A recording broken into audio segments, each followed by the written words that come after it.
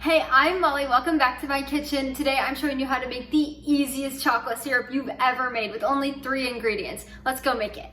You'll only need a few things. You'll need some kind of saucepan, measuring cups, a 1 cup and a 1/2 cup, and then a whisk. First, you'll need pure cane sugar. You can also substitute this for regular sugar if you don't have this on hand. Also need unsweetened cocoa powder and a little bit of water. We're going to start this recipe with 1.5 cups of water.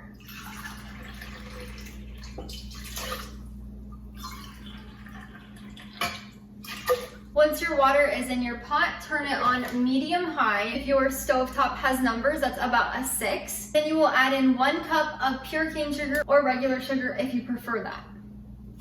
So just dump it in. And then you're gonna take your whisk and you're gonna start whisking. Now, traditionally with a metal pan, you would want to use something like a wooden spoon. You can start out that way to dissolve your sugar. You'll want to occasionally stir this, that way the sugar will not burn on the bottom of your pan. You do not want that. What we're looking for is when a little bit of steam is coming off of the pot, you can go ahead and add in 1 cup of unsweetened cocoa powder. And you'll do this a little bit at a time. You do not want to add it all at once or else it will get really clumpy and it will be hard to whisk in. After you whisk in the cocoa powder, you're going to see some bubbles start rising up, so you're going to want to turn your temperature down to a low medium and stir continually with a wooden spoon. This is going to simmer on medium-low for about 5 minutes. If you like a thicker syrup, you can let it simmer for 10 to 15 minutes. Just watch it, but I wouldn't go any more than 15 or any less than 5.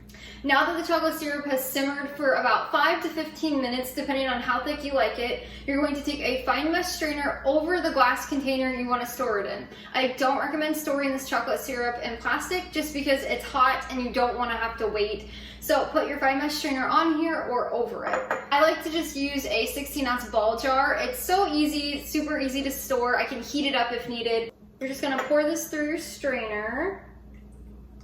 Usually I don't really get anything out of here. This is just something I like to do just to make sure it's not gonna have any clumps. As you can see, this is completely full. This is a 16-ounce jar. I do have a little bit left over, and I usually do. It's about 1/2 cup. So I do have these little baby ball jars that I'll pour the rest into. When you're done straining your chocolate syrup, you'll want to put it on a coaster. That way it doesn't hurt your countertops, and top it with a napkin, something just to cover it so nothing can get into your chocolate syrup. Once it is completely cooled down, you can put a lid on it and store it in the fridge for up to 1 month. It really does last that long. You will see a little bit of separation as the month goes on. Just give it a little stir. You can use this to top ice cream. You can put it in your milk to make chocolate milk. My husband loves doing that. I've even used it to make a really quick hot chocolate. You just warm milk and put some syrup in there and it is ready to go and so delicious. Dare I say this is better than Hershey's syrup, and it's so much cheaper. I'll link this chocolate syrup recipe down below in the description so you can go check it out. If you enjoyed this recipe tutorial or you just had fun watching, make sure you subscribe so you never miss one of our Friday uploads or shorts throughout the week. I upload anything from sourdough baking to from scratch cooking to even a little bit holistic homemaking. Until next time, go make your house a home.